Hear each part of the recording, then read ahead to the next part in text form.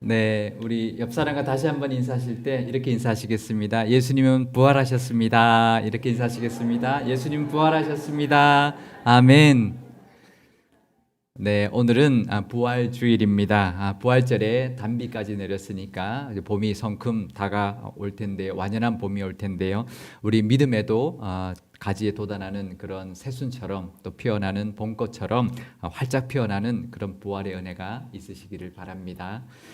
사순절은 예수님의 고난과 십자가를 이제 묵상하며 보내는 40일간의 절제의 절기인데요. 부활절은 예수님의 부활을 기뻐하고 그 부활을 전하면서 증거하면서 보내는 50일간의 기쁨의 절기입니다.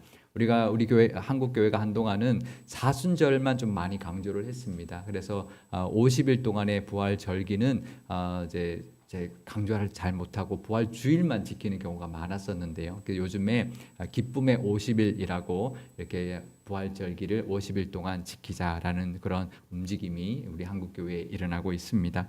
원래 부활절기가 부활절을 시작으로 부활주일을 시작으로 오순절까지 50일 동안 계속되는 그런 절기인데요. 이 부활절기 동안 기쁨으로 보내시기를 바랍니다. 오늘은 예수님께서 십자가에 달리신 후에 나타났던 제자들의 모습들을 통하여 부활의 삶을 어떻게 살아야 하는지를 함께 나누어 보려고 합니다. 부활은 이제 죽었다가 다시 살아남이라는 그런 뜻을 가지고 있지요. 다시 붙자에 살 활자를 쓰고 있는데요. 이 부활 신앙이라고 하면 우리가 죽어서 천국에서 다시 살아나서 영생을 사는 것을 소망하는 신앙을 이제 부활 신앙이라고 말합니다. 그것도 맞고요.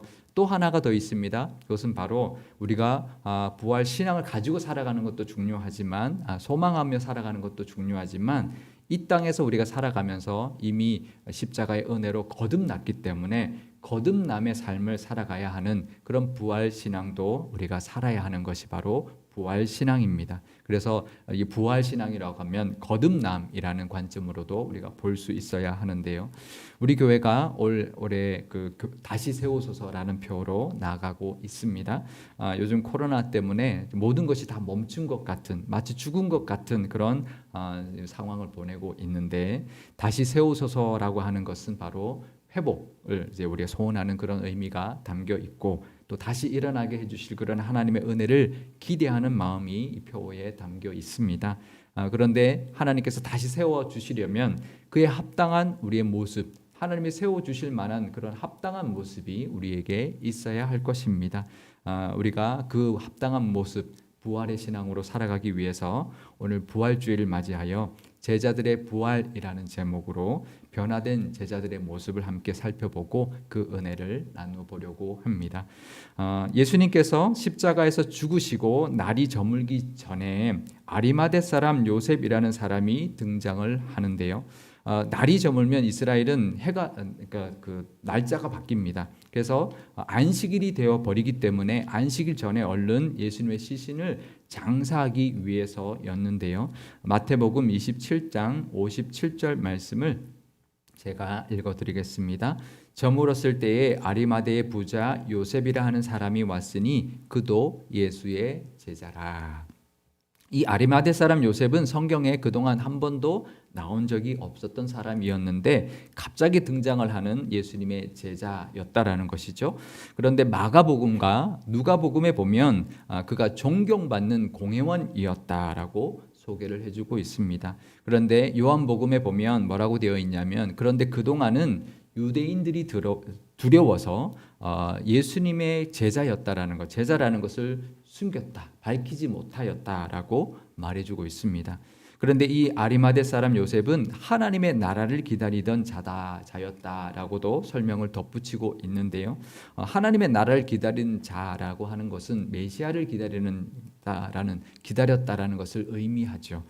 그 당시 이스라엘 사람들처럼 이 아리마대 사람 요셉도 다윗 왕 같은 메시아, 로마로부터 이스라엘을 해방시켜서 강한 하나님의 백성의 나라를 이루어줄 그런 메시아를 기다렸다. 또 그런 하나님의 나라를 기다렸다라는 그런 뜻일 겁니다. 하지만 예수님이 그런 메시아인 줄 알았지만 그래서 예수님을 믿었지만 예수님은 정작 힘없이 십자가에서 죽어버리셨고 그 기대는 완전히 날아가 버렸을 겁니다. 그런데 그래서 그때 예수님의 12제자들은 다 예수님을 버리고 도망을 갔죠. 그런데 이 아리마대 사람 요셉은 자신이 예수님의 제자였음을 오히려 그때 밝혔다라는 것입니다. 어쩌면 그것이 공회원이었던 그 사회적인 명성과 또 모든 지위를 다 잃어버릴 수 있는 그런 행동이었습니다. 심지어는 출교까지 당할 수 있는 그런 행동이었는데요. 그런데도 그는 두려움 없이 예수님의 시신을 장사하는 그런 모습을 보여주었습니다. 그 장면을 마가복음 15장 43절 말씀으로 제가 읽어드리겠습니다. 아리마대 사람 요셉이 와서 당돌이 빌라도에게 들어가 예수의 시체를 달라 하니 이 사람은 존경받는 공회원이요 하나님의 나라를 기다리는 자라. 이렇게 되어 있습니다. 그러니까 이 마가복음의 표현을 보면 아주 당당하게 빌라도에게 가서 예수님의 시신을 달라라고 요청하는 모습을 볼 수 있습니다. 이걸 보면 조심스럽거나 몰래 했거나 비밀리에 한 것이 아니었다라는 것을 알 수 있죠. 그러니까 그 태도가 완전히 바뀌었습니다. 그죠? 오히려 예수님 죽고 난 다음에 오히려 바뀌었다라는 거죠. 왜 그랬을까요? 도대체 왜 이 사람의 모습이 바뀌었을까요? 아마 그것은 바로 예수님의 시신을 장사해야 하는 것이 바로 내가 예수님께 해드릴 수 있는 일이라고 생각했기 때문이었을 겁니다. 제가 요즘 말씀을 묵상하면서 때에 대한 생각을 참 많이 하게 되는데요.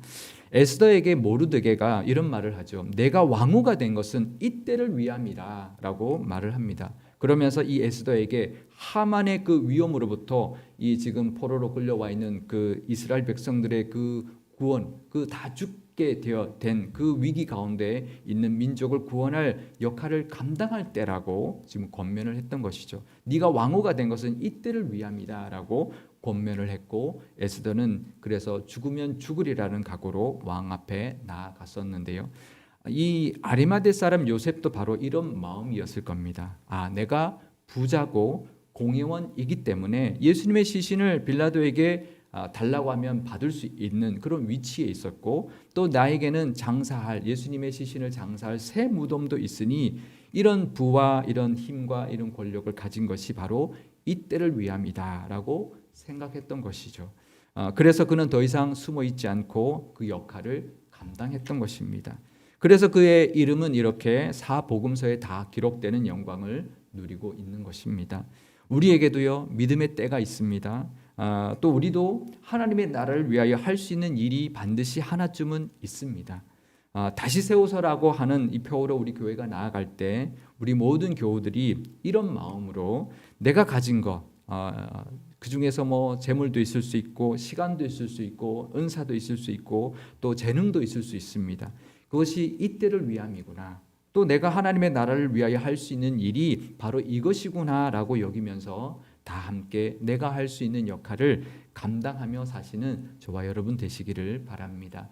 그것이 부활신앙입니다. 그것이 신앙의 깊이를 더해가는 우리의 부활신앙의 모습이고요. 또 교회와 하나님의 나라를 섬기는 모습일 것입니다. 그리고 그 모습에 또 갚아주시는 하나님의 은혜도 반드시 있을 텐데요. 이 부활 절기를 시작하면서 이 아리마대 사람 요셉처럼 이 변화된 모습처럼 우리도 부활의 삶, 부활의 신앙으로 살아가시기를 바랍니다. 오늘 본문에 보면 또 한 부류의 제자들이 등장을 합니다. 우리 오늘 본문 마지막 절에 보면 등장하는 제자들이 있는데 바로 여인들입니다.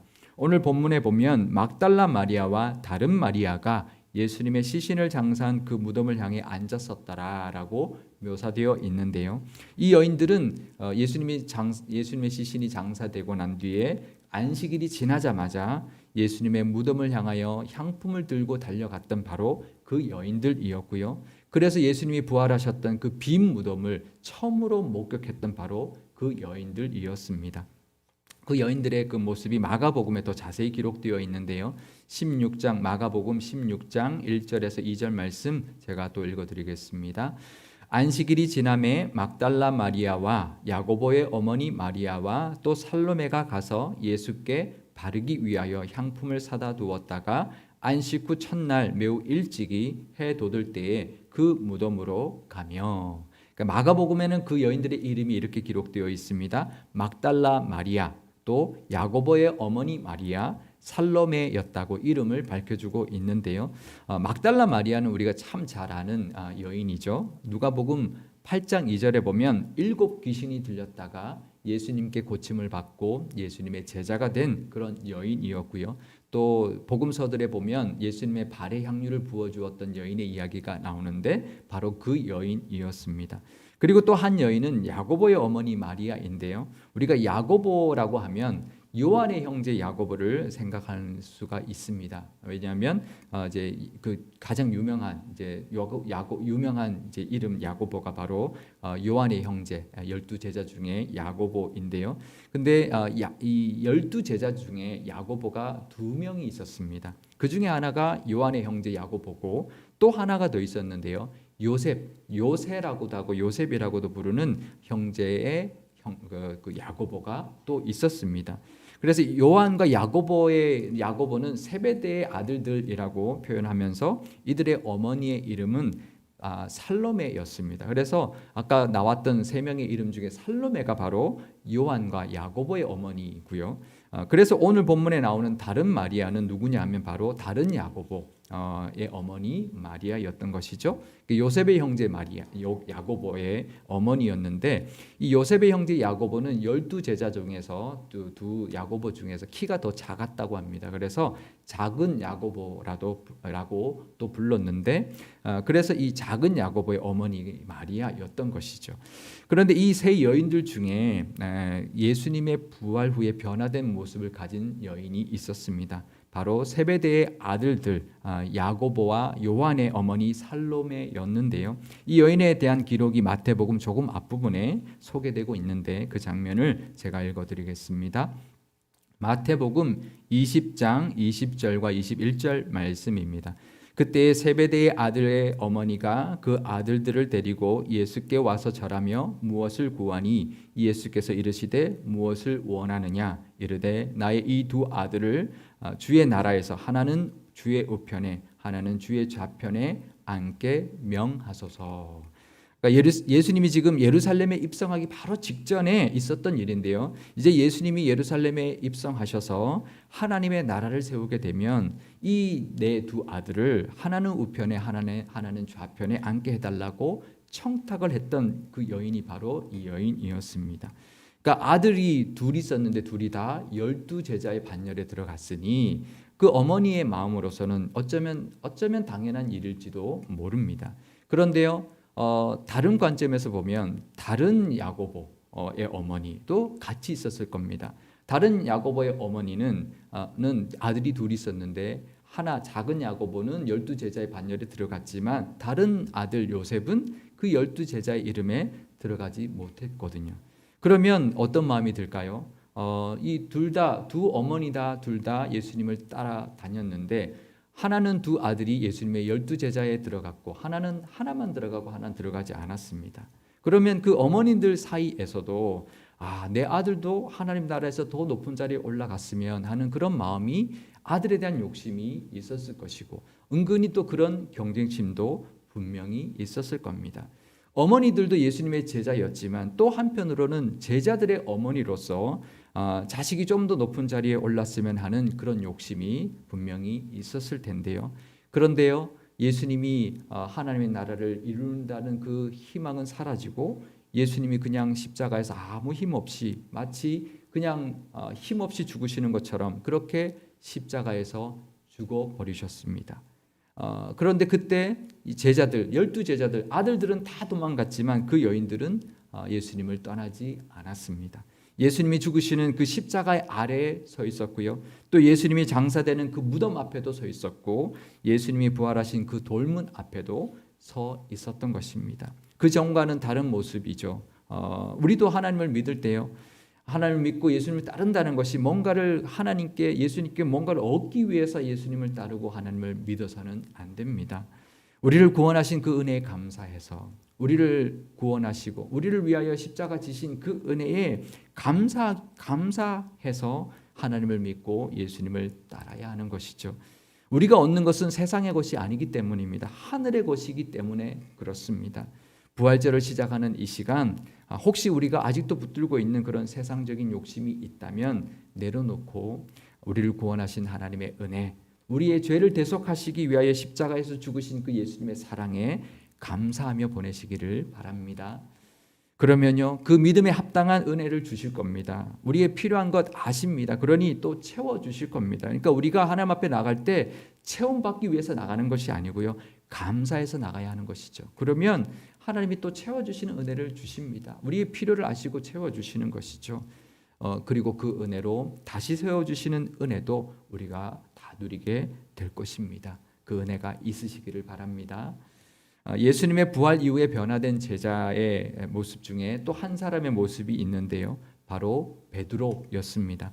베드로는 예수님께서 마지막 유월절 만찬을 하고 난 뒤에 이렇게 말씀하셨습니다. 너희들이 다 나를 이제 버리게 될 것이다. 이렇게 말을 하자 베드로가 이렇게 말을 하죠. 예수님, 저는 모두가 다른 제자들이 다 버려도 저는 절대로 예수님을 버리지 않겠습니다라고 장담을 했습니다. 그때 장면 제가 읽어드리겠습니다. 마태복음 26장 31절과 33절에서 35절 말씀입니다. 그때에 예수께서 제자들에게 이르시되 오늘 밤에 너희가 다 나를 버리리라. 기록된 바 내가 목자를 치리니 양의 떼가 흩어지리라 하였느니라. 베드로가 대답하여 이르되 모두 주를 버릴지라도 나는 결코 버리지 않겠나이다. 예수께서 이르시되 내가 진실로 내게 이르노니 오늘 밤 닭 울기 전에 내가 3번 나를 부인하리라. 베드로가 이르되 내가 주와 함께 죽을지언정 주를 부인하지 않겠나이다 하고 모든 제자도 그와 같이 말하니라. 그러니까 예수님이 그런 거죠. 너희들이 오늘 밤에 나를 다 버리고 도망갈 거야. 그랬더니 베드로가 저는 절대로, 이 사람들 다 버려도 저는 절대로 버리지 않겠습니다. 그랬더니 예수님이 아니 너는 더해. 너는 나 닭 울기 전에 나를 3번 부인까지 할 거야. 이렇게 말씀하신 거죠. 사실 베드로가 그런 말이라 그랬더니 베드로 그러죠. 절대로 부인하지 않겠습니다. 내가 예수님과 함께 죽을지언정 절대로 부인하지 않겠습니다라고 말하는데요. 차라리 말이라도 하지 말았어야 되는데 그러면 본전이라도 찾았을 텐데 어떻게 되었나요? 예수님의 그 말씀대로 예수님이 잡히실 때 베드로가 말고기를 자르긴 했지만 예수님이 이제 잡혀가시자 다른 제자들과 함께 그냥 도망가 버렸습니다. 그리고 몰래 뒤따라가긴 하는데요, 대제사장 가야바의 그 집들에 있을 때 아무 힘도 없는 한 여종이 예수님과 너도 한패구나, 한패다라고 말할 때 예수님을 부인했고, 나중에는 예수님을 저주까지 하면서 예수님을 모른다라고 부인을 했죠. 마태복음 26장 74절 말씀 제가 읽어드리겠습니다. 그가 저주하며 맹세하여 이르되 나는 그 사람을 알지 못하노라 하니 곧 닭이 울더라. 이걸 보면 베드로도 참 연약한 사람이죠. 자기 의지로 예수님을 끝까지 떠나지 않고 함께하고 죽음까지 감내할 수 있을 것 같았죠. 그건 아마 사실이었을 겁니다. 자기 의지로 나는 절대로 예수님을 떠나지 않고 버리지 않고 부인하지도 않겠습니다. 나 죽음까지 각오할 수 있습니다. 이렇게 말한 건 진심이었을 겁니다. 한데 연약한 존재였던 것이 자기 의지로 그것을 감당할 수 있는 것이 아니었던 것이죠. 이것은 우리도 마찬가지입니다. 이런 연약한 모습 우리도 마찬가지죠. 베드로는 닭 울고 난 뒤에 정말 대성통곡을 합니다. 그리고 변화하기 시작하죠. 이게 내 힘으로 되는 것이 아니구나 라는 것을 깨달았을 겁니다. 그래서 예수님이 승천하시고 성령이 임한 후에는 자신의 의지가 아니라 성령의 능력으로 살아가는 제자가 되었습니다. 우리도 그렇습니다. 내 힘으로 살아가려고 해서는 안 됩니다. 신앙도 내 의지로 열심을 내어서는 안 됩니다. 하나님의 인도하심을 따라 성령의 능력으로 우리가 감당해야 하는 것이 바로 믿음인데요. 그러니까 내 믿음도 은혜인 것이죠. 내 믿음도 내가 잘해서 가지고 있는 것이 믿음이 아닙니다. 그것도 하나님의 은혜다라는 것을 우리가 기억하고 감사할 수 있어야 합니다. 내가 한 것이 아니죠. 하나님의 은혜 주셨으니 우리가 이렇게 살고 있고 이만한 믿음도 지금 가지고 있는 것입니다. 변화된 베드로의 그 모습을 보여주는 한 예가 바로 이 장면과 그의 말인데요. 사도행전 3장 6절 말씀 제가 읽어드리겠습니다. 베드로가 이르되 은과 금은 내게 없거니와 내게 있는 이것을 내게 주노니 나사렛 예수 그리스도의 이름으로 일어나 걸으라 하고. 아멘. 이 말 보면, 이 장면을 보면 내가 사라졌어요. 그러니까 베드로 자신을 드러내지 않습니다. 내게 없다라고 그러죠. 내게 있는 이것 나사렛 예수의 이름으로 명한다라고 말을 합니다. 우리에게도 우리에게 있는 은과 금이 아니라 세상의 그 어떤 힘과 지식이 아니라 내 힘과 의지가 아니라 오직 나사렛 예수의 이름으로 우리에게 예수의 이름이 우리에게 힘을 주고 은혜 준다라는 것, 그것을 늘 명심하면서 그 힘으로 살아가시기를 바랍니다. 이 변화된 베드로의 모습처럼 내가 아니라 주님의 능력으로 모든 것을 감당하며 사시는 이 부활절 되시기를 바랍니다. 부활절이 이제 시작이 되었습니다. 부활하신 예수님이 우리에게 바라시는 것이 무엇일까요? 바로 이런 제자들의 모습 같은 모습일 것입니다. 부활절을 맞이하여 우리도 이 제자들처럼 변화된 모습이 있으시기를 바라고요. 우리의 삶의 모든 영역에서 거듭나는 모습들이 하나씩 나타나는 믿음의 부활이 있으시기를 바랍니다.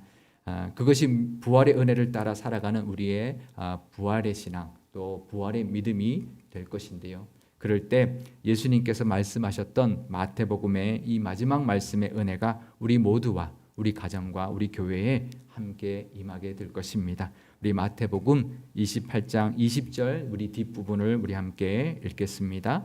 볼지어다 내가 세상 끝날까지 너희와 항상 함께 있으리라 하시니라. 아멘. 기도하시겠습니다. 부활의 참 소망이 되시는 하나님 아버지, 죽음을 이기시고 부활하신 예수님을 찬양하고 높여드립니다. 그 부활의 기쁨이 온 세상에 가득하게 하여 주옵소서. 코로나19로 온 세상이 멈춘 것 같지만 하나님은 부활을 준비하고 계시는 줄 믿습니다. 부활절을 맞이하여 부활을 소망하게 하시고 또 그 부활을 기대하는 시간 되게 하옵소서. 예수님의 부활 십자가 이후에 변화된 그 제자들처럼 우리도 이 땅에서 거듭난 모습으로 부활의 믿음으로 살아가게 하옵소서. 내게 있는 것이 이때를 위함이라 여기고 하나님의 나라를 위하여 할 수 있는 일을 감당하며 사는 모습이 있게 하시고 세상 욕심 내려놓고 구원의 은혜에 감사하며 살아가게 하옵소서. 내 힘과 내 의지가 아니라 하나님의 능력과 성령의 인도하심을 따라 사는 모습이 있게 하셔서 부활의 능력도 경험하게 하옵소서. 우리 교회도 다시 세우소서라는 표어로 올해를 보내고 있사오니 부활의 능력이 임하기를 원합니다. 그래서 다시 세워지는 교회, 다시 회복되는 교회, 다시 부흥하는 교회 되게 하옵소서. 그러기 위해서 온 교우가 한마음 되어 기도하게 하시고 코로나19 이후에 부어주실 하나님의 은혜를 누리기에 합당한 모습 되게 하옵소서. 감사드리며 부활의 첫 열매 되어 주신 우리 주 예수님의 이름으로 기도드리옵나이다. 아멘.